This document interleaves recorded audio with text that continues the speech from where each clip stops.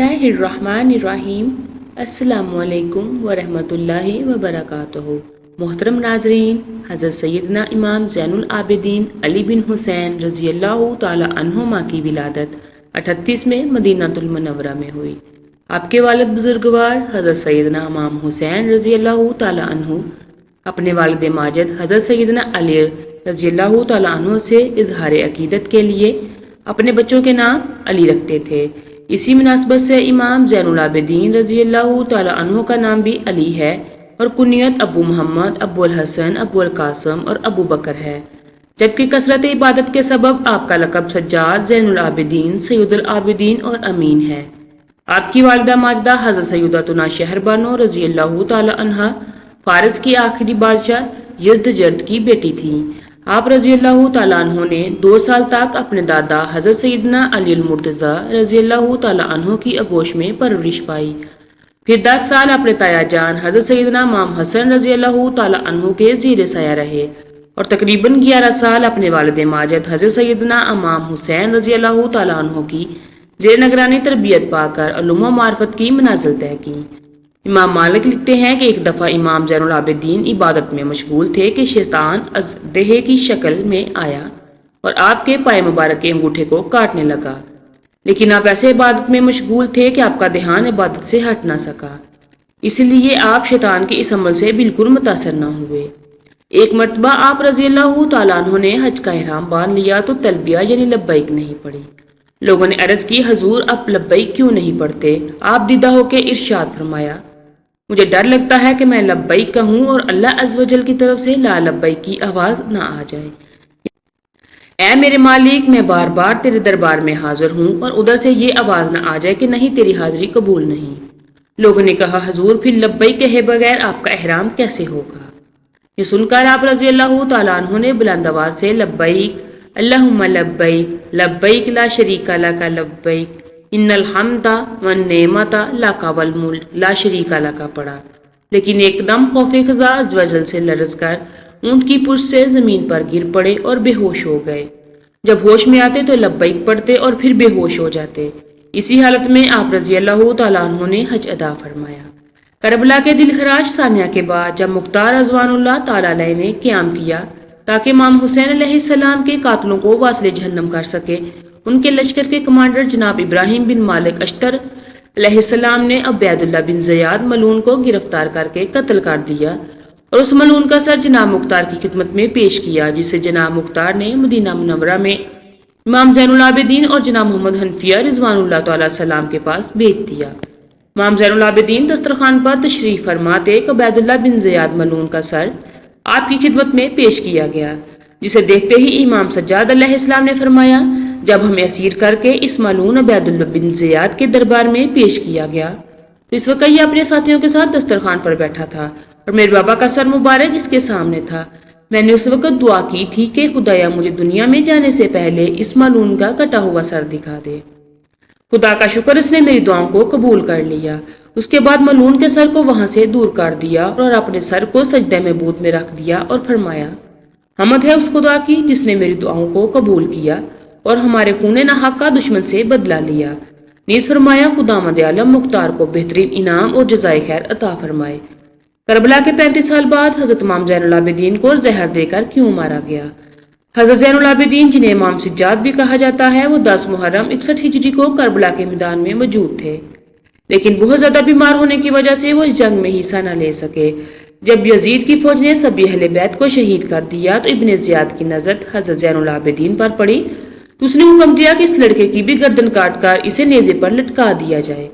یہ سن کر شمر آگے بڑھا اور اس نے حضرت زین العابدین کو شہید کرنا چاہا، لیکن اسی وقت حضرت زینب آ کر اپنے اس بھتیجے پر لیٹ گئیں اور روتے ہوئے کہنے لگیں، اے ظالموں، تم نبی کے گھر والوں کا کتنا خون بہاؤ گے؟ کیا ابھی تک تمہاری پیاس نہیں بجھی؟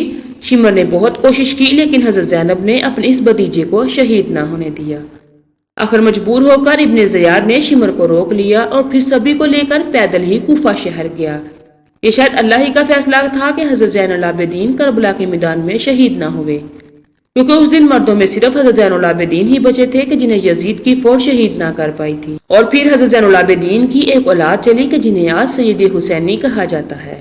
لیکن آگے چل کر 35 سال بعد بنو امیہ والوں نے حضرت زین العابدین کو بھی زہر دے کر بردردی کے ساتھ شہید کر دیا۔ تو ناظرین آئیے جانتے ہیں وہ کیا واقعہ ہے۔ حسین رضی اللہ تعالیٰ عنہ کے لڑکے امام زین العابدین کی پیدائش 38 ہجری میں ہوئی۔ آپ بچپن سے بہت نیک مزاج اور اللہ کی عبادت کرنے والے انسان تھے۔ ہر ایک سے ہنسی خوشی ملتے اور کبھی کسی سے جھگڑا نہ کرتے۔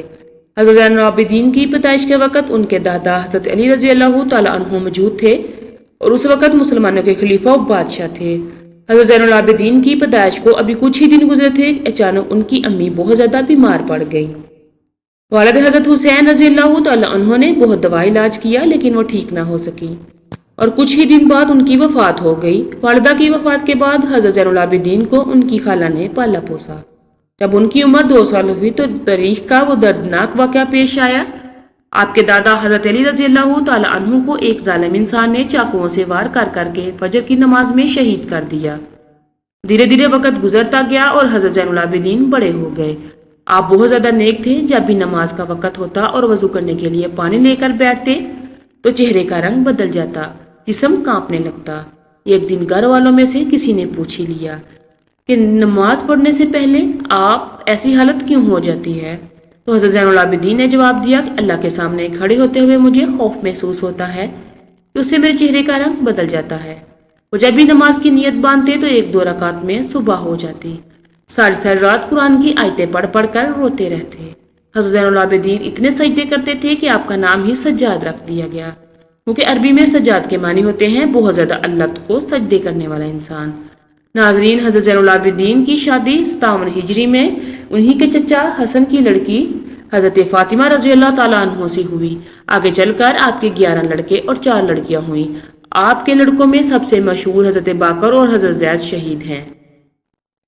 10 محرم 61 ہجری میں حضرت زین العابدین اپنے والد حسین کے ساتھ کربلا کے میدان میں گئے تھے، لیکن اس دن وہ اتنے زیادہ بیمار تھے کہ پورا دن بے ہوشی کی حالت رہی، اس لیے اس جنگ میں شریک نہ ہو سکے۔ لیکن ابن زیاد نے حضرت زین العابدین کو قیدی بنا کر انہیں یزید کے سامنے دمشق میں پیش کیا۔ کچھ روایتوں کے مطابق کہ زید نے کربلا کے واقعہ کے بعد اہل بیت کی سبھی عورتوں کو مدینہ واپس بھیج دیا، لیکن حضرت زین العابدین کو 1 سال کے لیے جیل میں قید کر لیا۔ 1 سال بعد جب حضرت زین العابدین ظالم یزید کی جیل سے چھوٹ کر اپنے شہر مدینہ آئے تو اکثر رویا کرتے تھے۔ کسی نے آپ سے پوچھا آپ اتنے زیادہ روتے کیوں ہیں؟ تو حضرت زین العابدین نے جواب دیا کہ اے انسان، حضرت یعقوب علیہ السلام کا بیٹا یوسف ان سے جدا ہو گیا تھا، بعد میں مل بھی گیا تھا، لیکن پھر بھی حضرت یعقوب علیہ السلام اتنا روئے کہ ان کی آنکھوں کی روشنی چلی گئی، اور میں نے تو اپنی آنکھوں کے سامنے کربلا کے میدان میں اپنے والد اور بھائیوں کو قتل ہوتے ہوئے دیکھا ہے، تو مجھے رونا کیوں نہ آئے۔ جب بھی حضرت زین العابدین سے پوچھا جاتا کہ آپ کو ساری زندگی میں سب سے زیادہ تکلیف کس دن ہوئی، تو آپ جواب دیتے کہ یزید کے محل دمشق میں۔ حضرت زین العابدین کے دل پر سب سے بڑا صدمہ یہ لگا تھا کہ یزید نے نبی کے گھر کی بیٹیوں کو دوپٹہ ہٹا کر انہیں بے پردہ بازاروں میں لا کھڑا کیا۔ جب حضرت زین العابدین اس منظر کو بیان کرتے اور اپنی پھوپھی حضرت زینب کا ذکر کرتے تو ان کے آنسو بہنے لگتے۔ حضرت زین العابدین جب یزید کی جیل سے چھوٹ کر مدینہ پہنچے تو نانا حضور صلی اللہ علیہ وسلم کی قبر پر کھڑے ہو کر روتے ہوئے کہا کہ اے میرے نانا جان، مجھے یزید نے جیل میں ایسی ایسی تکلیفیں دی شاید کسی غلام کو بھی نہ دی جاتی ہوں۔ اے میرے نانا جان، ہمارے گھروں کی عورتوں کو دوپٹہ ہٹا کر بے پردہ کر کے بازاروں میں پھرایا گیا، لوگوں کو سامنے رسوا کیا گیا اور ہم اہل بیت کو بہت ستایا گیا۔ یزید کی حکومت ختم ہو گئی اور جب کئی سالوں بعد عبد الملک بن مروان بادشاہ بنا، اسے ہر وقت یہ ڈر ستاتا رہتا کہ کہیں حضرت زین العابدین کھڑے ہو کر اپنی حکومت کا اعلان نہ کر دیں، کیونکہ حکومت کا اعلان کرنے پر سبھی لوگ انہیں اپنا بادشاہ تسلیم کر لیتے اور عبد الملک کے ہاتھ سے حکومت چلی جاتی۔ اس لیے اس نے اپنے سب سے ظالم گورنر حجاج بن یوسف کو حکم دیا کہ حضرت زین العابدین کو قید کر کے بیڑیا پہنا کر میرے محل شام میں پیش کیا جائے۔ بادشاہ کے حکم پر حجاج نے رات کے وقت ایک بڑی فوج بھیج کر حضرت زین العابدین کو ان کے گھر سے اٹھوا لیا اور انہیں بیڑیاں پہنا کر جیل میں قید کر دیا۔ لیکن انہی دنوں کسی نے بادشاہ عبد الملک کو سمجھایا کہ آپ یہ گناہ نہ کریں، کیونکہ آج تک بنی امیہ کے جن جن بادشاہوں نے اہل بیت کے لوگوں کو ستایا ہے تو ان کی حکومت کا خاتمہ بہت جلد ہو گیا، اور حضرت زین العابدین کو حکومت سے کوئی سروکار نہیں، وہ بس ہر وقت نماز اور روزے میں لگے رہتے ہیں، انہیں عبادت کے علاوہ کسی سے سروکار نہیں، اس سے انہیں ان کی حالت پر چھوڑ دو۔ کچھ بڑے لوگوں کے سمجھانے پر عبد الملک کو بھی یہ بات سمجھ میں آئی اور اس نے فوراً حجاج بن یوسف یوسف کے پاس ایک خط لکھ بھیجا کہ حضرت زین العابدین کو رہا کر دو، انہیں عزت کے ساتھ ان کے گھر پہنچا دو، ہمیں ان سے کوئی خطرہ نہیں ہے۔ اس کے بعد عبد الملک کے زمانے میں حضرت زین العابدین کو کسی بھی طرح کی تکلیف نہ دی، لیکن عبد الملک کی موت ہوئی، پھر ان کا لڑکا ولید حکومت کا بادشاہ بنا تو اس نے سب سے پہلا کام یہ کیا کہ حضرت زین العابدین کو زہر دے کر شہید کروا دیا، کیونکہ اسے ڈر تھا کہ حضرت زین العابدین اٹھ کر اپنی حکومت کا اعلان نہ کر دیں۔ کربلا کے وقت کے پورے 35 سالوں 25 محرم 95 ہجری میں حضرت حسین کے لڑکے زین العابدین کو بھی زہر دے کر شہید کر دیا گیا، اور اس کی تجہیز و تکفین ان کے لڑکے حضرت باقر نے فرمائی۔ حضرت زین العابدین کی قبر جنت البقیع میں حضرت فاطمہ رضی اللہ تعالی عنہا کی قبر کے پاس ہی بنائی گئی۔ اللہ تعالی ہمیں بھی نیک لوگوں کے نقش قدم پر چلنے کی توفیق عطا فرمائے اور ہمارا خاتمہ ایمان پر فرمائے، آمین۔